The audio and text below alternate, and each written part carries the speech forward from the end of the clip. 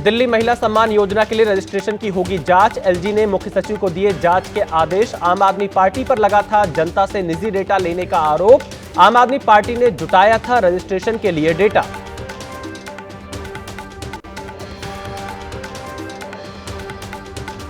संदीप दीक्षित के आरोपों पर भी एलजी ने दिए जांच के आदेश। संदीप दीक्षित ने पंजाब पुलिस से जासूसी कराने और दिल्ली चुनाव में पंजाब से पैसे आने के लगाए थे आरोप। मामले में 3 दिनों में पुलिस कमिश्नर से एलजी ने मांगी रिपोर्ट।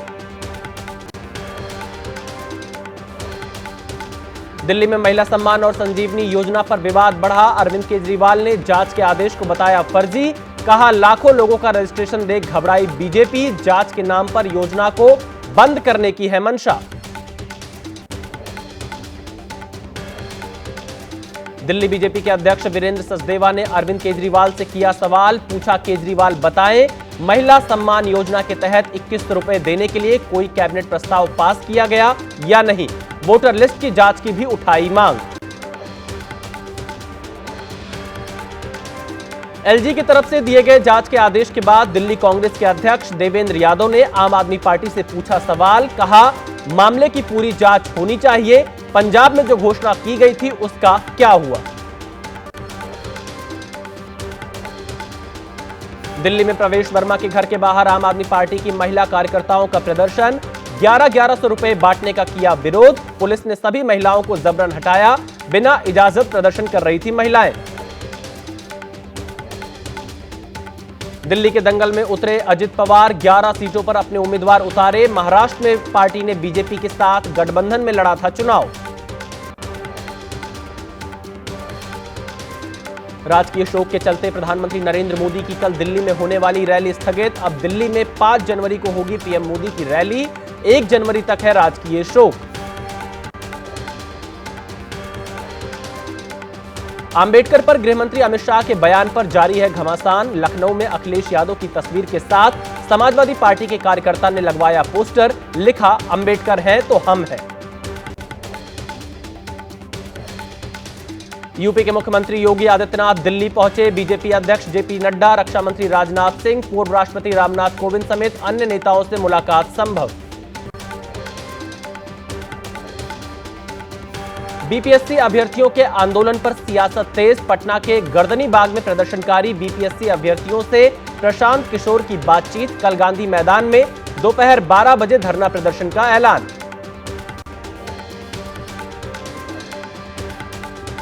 पटना में बीपीएससी अभ्यर्थियों का धरना जारी। धरना स्थल पर पहुंचे जिलाधिकारी चंद्रशेखर को अभ्यर्थियों ने किया वापस। कहा सीएम नीतीश से कराई जाए बात। बीपीएससी परीक्षा को रद्द करे जाने की मांग जारी। पंचतत्व में विलीन हुए पूर्व प्रधानमंत्री डॉक्टर मनमोहन सिंह। राजकीय सम्मान के साथ निगम बोध घाट पर हुआ अंतिम संस्कार। निगम बोध घाट पहुंचकर राष्ट्रपति द्रौपदी मुर्मू ने नम आंखों से दी मनमोहन सिंह को श्रद्धांजलि। उपराष्ट्रपति जगदीप धनखड़ ने भी अर्पित किए श्रद्धासुमन। निगम बोध घाट पर मनमोहन सिंह को पीएम मोदी ने फूल चढ़ाकर दी श्रद्धांजलि। पार्थिव शरीर को किया प्रणाम।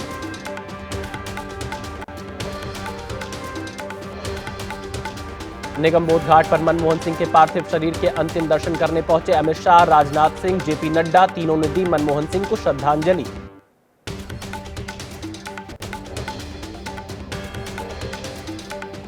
निगम बोध घाट पर मनमोहन सिंह को सोनिया गांधी और राहुल गांधी ने दी श्रद्धांजलि। कांग्रेस अध्यक्ष मल्लिकार्जुन खड़गे ने भी पार्थिव शरीर को श्रद्धांजलि दी।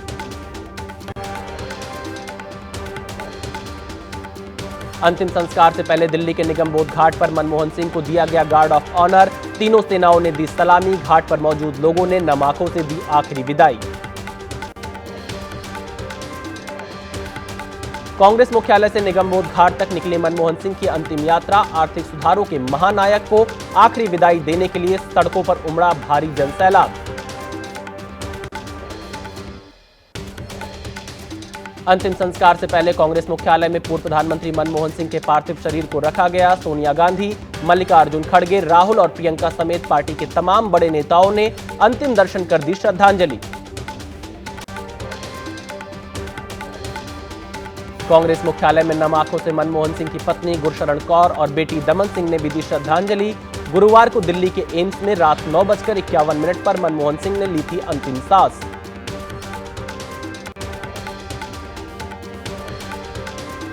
मनमोहन सिंह के स्मारक पर बोले कांग्रेस नेता नवजोत सिंह सिद्धू। कहा, जब इंसान चला जाता है तो सारे बैर मिट जाते हैं, लेकिन यहां पर राजनीति हो रही है। उचित को जानकर उस पर अमल न करना कायरता है। सरकार को बड़ा दिल दिखाना चाहिए। डॉक्टर मनमोहन सिंह के स्मारक पर सरकार के स्पष्टीकरण पर बोले राजस्थान के पूर्व मुख्यमंत्री अशोक गहलोत। कहा, जब जमीन देना ही था तो पहले ही क्यों नहीं की घोषणा। देश भर से आवाज उठने लगी, तब जाकर सरकार ने की घोषणा। वाराणसी में स्टैंड आर्ट के जरिए पूर्व प्रधानमंत्री मनमोहन सिंह को श्रद्धांजलि। कलाकार रूपेश सिंह ने रेत पर उकेरी सादगी के सरदार की आकृति। छत्तीसगढ़ के सुकमा में पूर्व मंत्री कवासी लखमा के बेटे हरीश कवासी समेत 4 लोगों के ठिकानों पर ईडी का छापा। नगर पालिका अध्यक्ष राजू साहू के घर पर भी दबिश। दस्तावेजों को खंगाल रही ईडी की टीम। संभल के लक्ष्मणगंज में 8वें दिन भी खुदाई जारी। 1 मंजिल प्राचीन इमारत की खुदाई हो चुकी है पूरी। आसपास के मकान को हटाने पर भी हो सकता है विचार। संभल में बावड़ी की खुदाई पर राजा सहसपुर के वारिस और पूर्व सांसद राजा चंद्रविजय सिंह का दावा। चंदौसी की बावड़ी को अपनी संपत्ति बताया। कहा, हमारे पुरखों की संपत्ति है। यूपी के संभल में अतिक्रमण हटाने के दौरान मिला एक और प्राचीन कुआं। नगर पालिका की टीम को मिली कामयाबी। कुएं के ऊपर मकान होने का अंदेशा। मिट्टी हटाने का काम जारी। यूपी के संभल में शाही जामा मस्जिद के सामने पुलिस चौकी का निर्माण कार्य शुरू। जेसीबी से खोदकर नींव बनाई जा रही। पुलिस चौकी को दिया सतव्रत पुलिस चौकी का नाम। यूपी के संभल में शाही जामा मस्जिद के सामने पुलिस चौकी के निर्माण कार्य से पहले हुआ भूमि पूजन। कल पुलिस चौकी के लिए जमीन की हुई थी पैमाइश।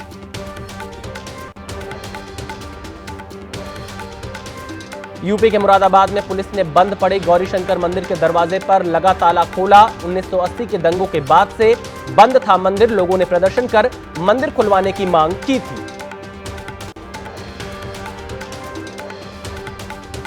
यूपी के संभल हिंसा केस में 2 और आरोपियों को पुलिस ने किया गिरफ्तार। अब तक 50 लोगों को पकड़ चुकी है पुलिस। 24 नवंबर को सर्वे के खिलाफ हुआ था बवाल। हिमाचल प्रदेश के मनाली के सोलंग वैली में भारी बर्फबारी। सड़क पर बढ़ी फिसलन। बर्फबारी में फिसल रही गाड़ियां। एक गाड़ी बर्फ में स्किड होकर दूसरी गाड़ियों से टकराई।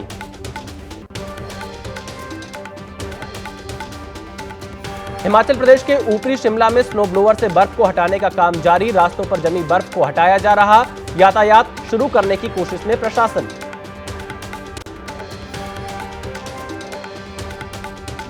जम्मू कश्मीर के बारामूला में भारी बर्फबारी से जनजीवन अस्त व्यस्त। तंगमर्ग के पास करीब 1.5 फीट से ज्यादा जमी बर्फ। यातायात पूरी तरह से ठप। अगले 24 घंटे बर्फबारी जारी रहने की आशंका।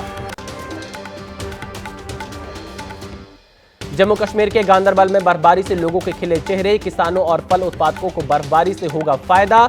कल दोपहर से रुक रुक कर हो रही बर्फबारी। जम्मू कश्मीर के अनंतनाग में बर्फबारी के चलते सभी मुख्य मार्ग बंद। प्रशासन सड़कों से बर्फ हटाने के काम में जुटा। बिजली आपूर्ति, जल आपूर्ति भी ठप। अनंतनाग में 5 फीट बर्फबारी की गई दर्ज।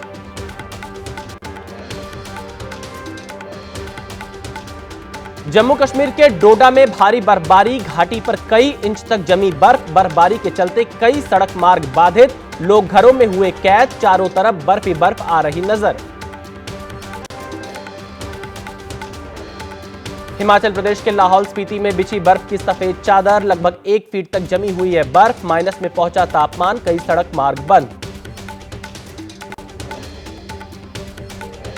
शिमला के नारकंडा में बर्फबारी को हटाने का काम शुरू। बुलडोजर की मदद से सड़क से हटाई जा रही बर्फ। बर्फबारी की वजह से सड़क पर बढ़ी थी फिसलन। वाहन चालकों को हो रही थी परेशानी। जम्मू कश्मीर के राजौरी में मुगल रोड पर बर्फबारी में फंसे कई वाहन। ट्रैफिक और जम्मू कश्मीर पुलिस ने सभी का किया सफल रेस्क्यू। राजौरी में लगातार बर्फबारी से बढ़ी मुश्किलें। राजस्थान के बारां में बारिश के बाद कोहरे के आगोश में कई इलाके। विजिबिलिटी कम होने से सड़क रेल मार्ग प्रभावित। वाहनों की धीमी हुई रफ्तार, कई ट्रेन तय समय से चल रही लेट।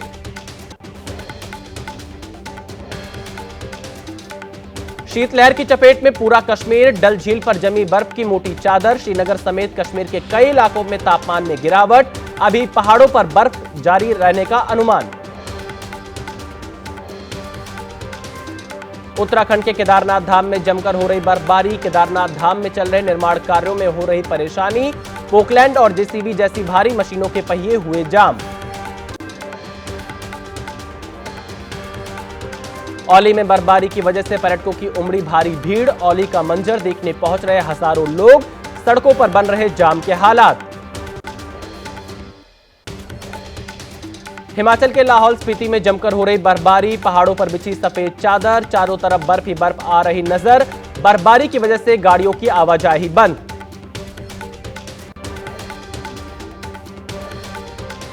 पहाड़ों पर हो रही बर्फबारी और बारिश से दिल्ली एनसीआर समेत उत्तर भारत में बढ़ी ठिठुरन, आज भी दिल्ली, उत्तर प्रदेश और हरियाणा के कुछ इलाकों में बारिश का अलर्ट।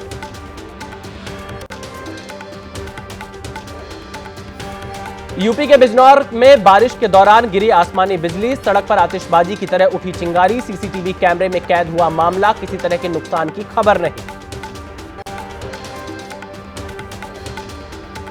यूपी के नोएडा में तेज बारिश के साथ हुई ओलावृष्टि, सड़कों पर सफेद चादर की तरह बिछे ओले, कल से हो रही बारिश से नोएडा में बढ़ी ठंड, तेज हवाओं के साथ बारिश का येलो अलर्ट जारी।